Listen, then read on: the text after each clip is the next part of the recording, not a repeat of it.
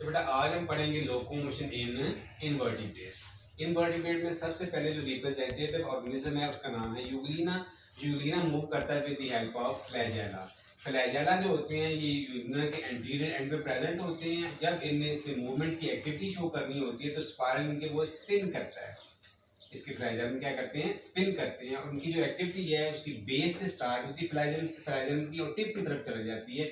और जैसे जैसे बेस से टिप की तरफ जाती है तो उसका एम्पलीट्यूड भी बढ़ जाता है, उसकी वेलोसिटी में भी इजाफा होता चला जाता है। जब ये फ्लैजेलम बैकवर्ड डायरेक्शन में बीट करते हैं, मूव करते हैं, तो ऑर्गेनिज्म फॉरवर्ड डायरेक्शन में मूव करता है। और जब ये फ्लैजेलम फॉरवर्ड डायरेक्शन में बीट करते हैं तो ऑर्गेनिज्म बैकवर्ड डायरेक्शन में नहीं जाता, यानी कि ये बैकवर्ड डायरेक्शन मूव ही नहीं करता। जब इसने अपनी डायरेक्शन को चेंज करना होता है तो इसकी बॉडी की जो लेटरल साइड्स होती हैं दोनों तरफ कंप्लीट बॉडी में मायोनीम्स होती हैं। मायोनीम्स की कॉन्ट्रैक्टाइल यूनिट्स को कहते हैं। ये मायोनीन जब कॉन्ट्रैक्ट करती हैं तो इसकी बॉडी के अंदर एक्टिविटी जनरेट होती है। पहले इसकी एंटीरियर एंड जो होता है वो थिक और शॉर्ट हो जाएगा, फिर मिडल वाला हो जाएगा, फिर पोस्टीरियर हो जाएगा, जिस वजह से इसकी डायरेक्शन चेंज आसानी से हो जाती है और उस डायरेक्शन में मूव कर जाता है। यूग्लिना और मायोनिन की वजह से ये जो एक्टिविटी शो हो रही है मूवमेंट, किसे कहते हैं, यूग्लिनाइड मूवमेंट। दूसरा जो हमारा ऑर्गेनिज्म है उसका नाम है पैरामीशियम। पैरामीशियम जो मूवमेंट शो करता है उसको हम सीलियरी मूवमेंट कहते हैं। Ciliary movement is perform with the help of सीलिया। किसी भी पैरामीशियम की बॉडी के ऊपर थाउजेंड्स ऑफ सीलिया प्रेजेंट होते हैं, लेकिन सारे के सारे सीलिया एट वन टाइम इकट्ठे मूव नहीं करते। ये बंचेस के अंदर मूव करते हैं, ग्रुप्स के अंदर मूव करते हैं और प्रोग्रेसिव मैनर के अंदर मूव करते हैं और वेव लाइक मूवमेंट शो कर रहे होते हैं। एक बंच के अंदर तमाम सीलिया जो होते हैं वो आउट ऑफ फेज होते हैं, एक ही फेज में नहीं होते, सारे में सब में थोड़ा थोड़ा डिफरेंस होता है, फर्क होता है। वेव लाइक मूवमेंट उनके ऊपर चल रही होती है जिस वजह से ये मूव करते हैं। जब हम एक सीलिया के स्ट्रक्चर की बात हम करते हैं, क्योंकि पैरामीशियम खुद ही यूनिसेलुलर है, तो इसका मतलब है इसकी जो सेल मेम्ब्रेन है उसकी एक्सटेंशंस होती हैं cilia. Cilia are extensions of the cell membrane. और जब इसकी हम लेंथ और डायमीटर को देखते हैं तो चंद माइक्रोन से लेके चंद 100 माइक्रोन तक इसकी लेंथ हो सकती है और 0.1 से लेके 0.5 माइक्रोन तक इसका डायमीटर हो सकता है। और स्ट्रक्चर की जब हम देखते हैं, बात करते हैं, तो ये 9 डबल फाइबर होते हैं। 9 दो डबल फाइबर्स के माइक्रोट्यूब्यूल के सेट्स होते हैं जो कि इसकी पेरिफेरल रीजन में, और एक होता है इसके जो मिडल रीजन में होता है। और टेक्निकली जब बिल्कुल करेक्ट इसमें हम ड्रा करेंगे तो ऐसे लगेगा जैसे 8 का डिजिट लिखा हुआ है। इसकी बीटिंग कैसे होती है, एग्जैक्टली ये वर्क कैसे करता है, ये मैकेनिज्म अभी तक क्लियर नहीं है। लेकिन 1955 के अंदर ब्रैडफोर्ड ने एक हाइपोथेसिस पेश की थी।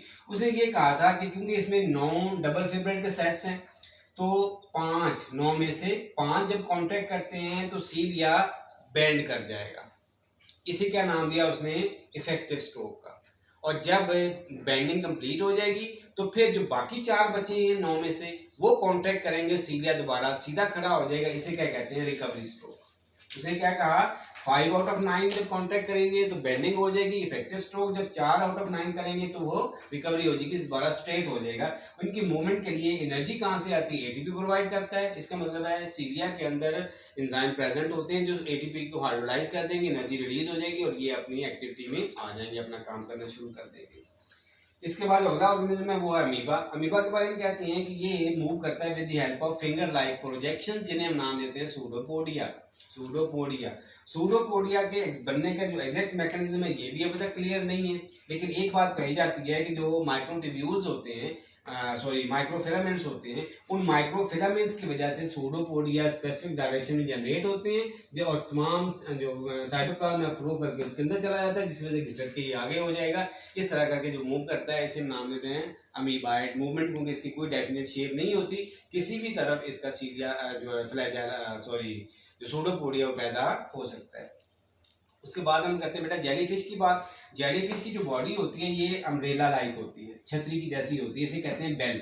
इसे क्या नाम देते हैं बेटा, बेल। सबसे पहले क्या होता है कि इसके अंदर पानी भरता है, सी वाटर भर जाता है। जब पानी इसके अंदर भर जाएगा तो इसकी बॉडी वाल के जो मसल्स हैं वो कॉन्ट्रैक्ट करते हैं, स्पेशली जो इसके ये मार्जिन के मसल। जब ये कॉन्ट्रैक्ट करते हैं तो एक छोटी ओपनिंग जो होती है बहुत छोटी हो जाती है, उस ओपनिंग को क्या नाम देते हैं, जेट कहते हैं। जब बॉडी के मसल कॉन्ट्रैक्ट करेंगे तो जो इसके अंदर पानी भरा है that is force to move out, उसे फोर्स किया जाता है कि वो इस जेट में से बाहर निकले। जब वो बाहर निकलती है तो बाहर जो पानी मौजूद है उसके ऊपर एक फोर्स एक्सर्ट होती है। उस फोर्स एक्सर्ट की इक्वल डायरेक्शन में फोर्स जो है वो अपोजिट डायरेक्शन में एक्सर्ट होती है न्यूटन के थर्ड लॉ के मुताबिक। और अगर पानी जो होता है वो आप ये कह सकते हो कि इस डायरेक्शन के अंदर मूव कर रहा है, तो जो ये ऑर्गेनिज्म है, जो जेली फिश है, ये अपोजिट डायरेक्शन मूव करती है। आपने अमूमन जियोग्राफिक चैनल में देखा होगा, वो ऐसे ऐसे मूव कर रही होती है, बार बार वो कॉन्ट्रैक्शन हो रही होती है, पानी निकलता है उसके अंदर और वो अपोजिट डायरेक्शन में मूव कर जाती है। इसे कहते हैं jet propulsion method, jet propulsion method. उसके बाद अगला जो ऑर्गेनिज्म है वो है अर्थवर्म। अर्थवर्म जो एकॉर्डियन लाइक मूवमेंट शो करता है। एकॉर्डियन एक म्यूजिकल इंस्ट्रूमेंट है जो अमूमन गले में डाल के बजाया जाता है। उसके ऊपर जो एक लेदर की लेयर होती है, जिस तरह से वो मूव कर रही होती है उस तरह से इसकी मूवमेंट होती है, बड़ी रिदम के अंदर मूवमेंट होती है, इसे नाम क्या देते हैं, एकॉर्डियन लाइक मूवमेंट। इस एकॉर्डियन लाइक मूवमेंट में तीन चीजें इन्वॉल्व हैं, एक सर्कुलर मसल, दूसरे लॉन्गिट्यूडनल मसल और तीसरे सीटी। जब इसे मूव करना बेटा तो सबसे पहले इसकी बॉडी जो होती है वो थिन और इलोंगेटेड हो जाती है, यानी कि पतली और लंबी हो जाएगी। जब पतली क्यों होगी, क्योंकि इसके सर्कुलर मसल कॉन्ट्रैक्ट कर गए। सर्कुलर मसल के कॉन्ट्रैक्ट करने की वजह से इसकी बॉडी पतली और लंबी हो जाएगी। उसके एंटीरियर एंड वाले सीटी बाहर निकल आएंगे और जमीन के अंदर अपने आप को एंकर कर लेंगे। फिर इसके जो लॉन्गिट्यूडनल मसल है वो कॉन्ट्रैक्ट होंगे, जिसकी वजह से बॉडी थिक और शॉर्ट हो जाएगी। अगले क्योंकि सीटी जमीन के अंदर गड़े हुए हैं, इसलिए आगे से घिसट के पीछे तो नहीं हो सकता, पीछे से घिसट के आगे हो जाता है। जब आगे हो जाता है तो पोस्टीरियर एंड वाली सीटी निकाल के जमीन के अंदर गाड़ लेता है और बॉडी फिर थिन और लॉन्गिट्यूड हो जाएगी, बॉडी आगे को मूव करना शुरू कर देती है। इसे क्या कहते हैं, एकॉर्डियन लाइक मूवमेंट कहते हैं। उसके बाद कॉकरोच है बेटा। कॉकरोच जो है ये दो तरह की मूवमेंट शो कर सकता है, एक ये ब्रिस्क वॉक कर सकता है, दूसरा ये फ्लाई भी कर सकता है। ब्रिस्क वॉक कैसे करेगा, with the help of 6 legs. ये हेक्सापोडा है, इंसेक्ट है, 6 टांगे होती हैं, 3 एक तरफ 3 बॉडी की दूसरी तरफ। और जब इसने मूव करना बेटा तो इसकी एक तरफ वाली जो अगली टांग है वो आगे मूव करती है, पिछली टांग जो है उसके पीछे जाती है, लेकिन दरमियान में टांग जमीन से उठी होती है। इसी वक्त जो अपोजिट साइड पे 3 टांगे होती हैं उनके दरमियान में टांग जमीन पे टिकी हुई है, इसे कहते हैं प्रॉप। ये स्टून का रोल प्ले करती है, ये एक पिलर का रोल प्ले करती है, बॉडी के बैलेंस को डिस्टर्ब नहीं होने देती।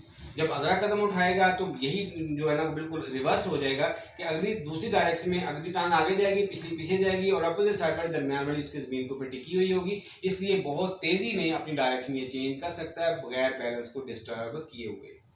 जब इसमें फ्लाई करना होता है बेटा तो इसके 2 पेयर्स है विंग्स के, एक एंटीरियर दूसरा पोस्टीरियर। जो पोस्टीरियर पेयर होता है वो वेल डेवलप्ड होता है और ये शॉर्ट फ्लाइट्स कर सकता है। इसका मतलब है ये ब्रिस्क वॉक भी कर लेता है और ये शॉर्ट फ्लाइट्स भी कर लेता है।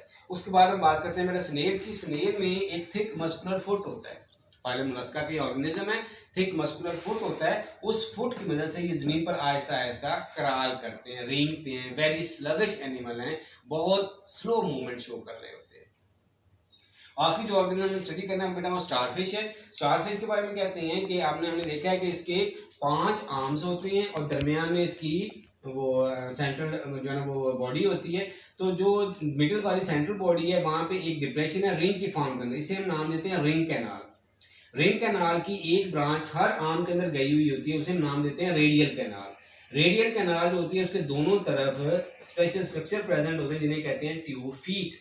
ट्यूब फीट, इन ट्यूब फीट के अंदर जब पानी भर जाता है तो ये एक्सटेंड हो जाते हैं। जब ये एक्सटेंड हो जाते हैं तो फिर ये किसी भी सबस्ट्रेट के साथ जब जुड़ते हैं तो वाटर जो इसके अंदर मौजूद होता है वो आगे वाटर वैक्यूम सिस्टम में चला जाता है और वहां पे वैक्यूम की वजह से सक्शन पैदा हो जाती है और ये सबस्ट्रेट के साथ अटैच हो जाते हैं।